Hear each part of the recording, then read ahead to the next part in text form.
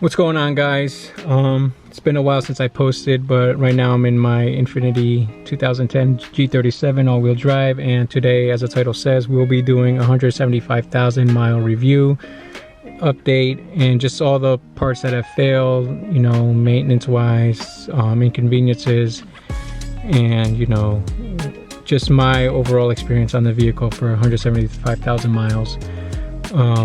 So as you can see right here, 175,487 miles. It is 61 degrees here in Connecticut. We'll start from the beginning. So my window switch did go bad. I have a video on that, but that's kind of my fault because I left the window open, cracked a little bit, and rain got on it. So I did replace that part. It was $40. Not too bad, did it myself. Steering wheel on these cars can get worn out pretty quickly. I replaced it with the carbon fiber one. Part was like $700, did it myself.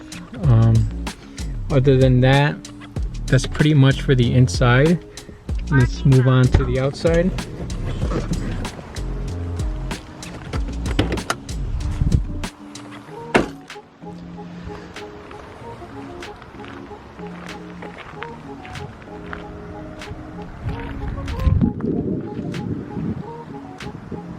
Okay, so I definitely had to replace the wheel bearings, the passenger side once and the driver's side twice. The symptoms they give is you can hear like a whirling noise, like, and that's when you know you need to replace them, and they go bad. So they're pretty common on these vehicles. So I've had to replace maybe like around 80,000 miles and 120,000 miles. You'll definitely hear that noise, but I had those both replaced. Along with that, I had my axles replaced. Both axles in the front, the driver's side and passenger side. They weren't giving me any symptoms. The only reason I replaced it because both boots were torn, and you know, there was grease coming out of them, and it left underneath very like messy. So like I said, they weren't giving me any symptoms, but you know, it was just like an inconvenience every time I did oil changes. So I just decided to replace them. Part was like $60 each side, and then had a mechanic do it. Along with that, I did replace both front sway bar end links, driver and passenger side. That was giving me a clunking noise, so that's the reason I replaced those. Once I replaced those, the clunking noise went away, and the clunking noise would happen every time I would go over bumps. So I replaced that like around 140,000 miles, so you know, they lasted that long, and I'm lowered, so it's pretty normal and typical for suspension parts to wear out quicker.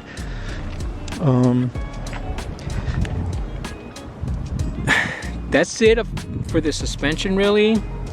I did also have to replace the rear suspension end links.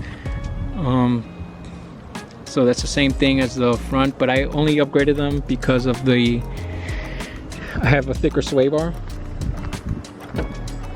So we're gonna open the hood now.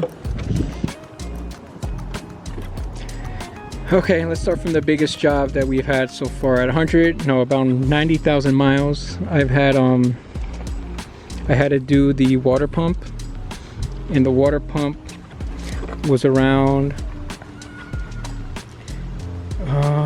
it was over $1,200. So the water pump was leaking internally. I would keep losing coolant, and that's when I decided to take it to a shop. They did a pressure test, and they found out it was leaking internally. So he had to remove the timing cover, this whole thing up here. I replaced the radiator hoses, both of them, thermostat, the drive belt, and another seal inside the timing cover. I don't know if it was a gallery gasket seal. I can't really remember because this was a while ago. But like I said, everything was $1,200, so I had all those parts replaced, and this was the biggest job on my vehicle. From there, I did have to replace the valve cover gaskets. So the gasket wasn't that expensive. It was about $50. That came with both gaskets and the spark plug tube seals. And I did that myself. It took around 2 days, but it wasn't giving me any like issues. The only reason I noticed it, because there would be times I would take my spark plugs, the ignition coil off, and check my spark plugs because I am tuned, and I did notice that the passenger side was drenched in oil, just drenched.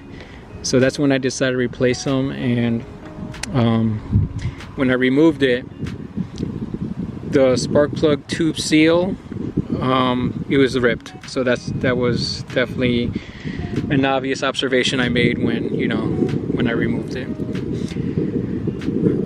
So that wasn't too bad. So valve covers lasted me, that was around like 150,000 miles, 150,000 miles when I did that.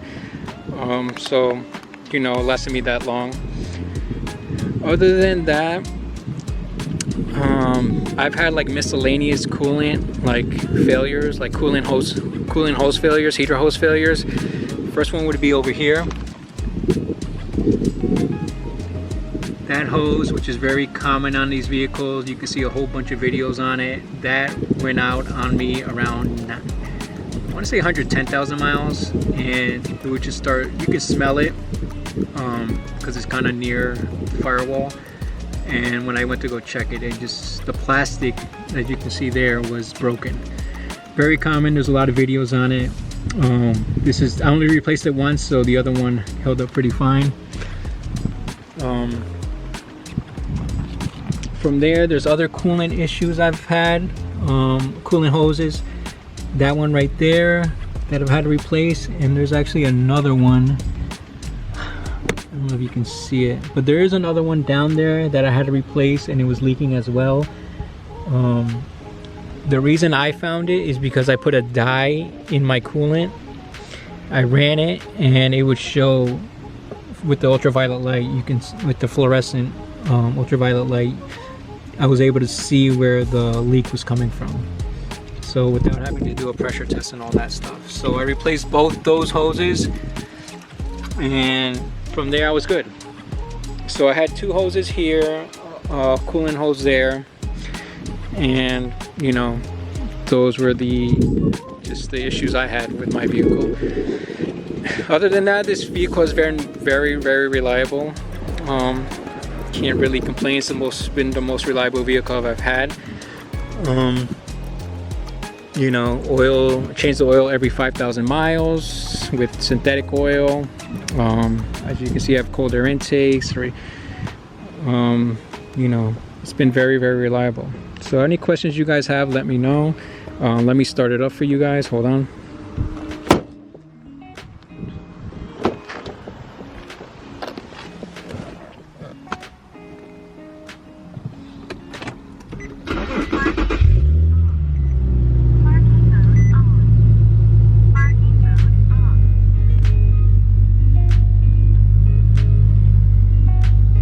So as you can see, it starts up fine every time, no complaints. That's about it. I don't want to make this too long, so those are the the parts I've replaced on this vehicle for 175,000 miles. It's been very, very reliable. I wouldn't, I can't really complain. That's not really the biggest part. Like I said, it was the water pump that was leaking internally. So it's been a very, very good experience with this vehicle. Any questions, let me know. I can try to answer them. Any comments, let me know as well.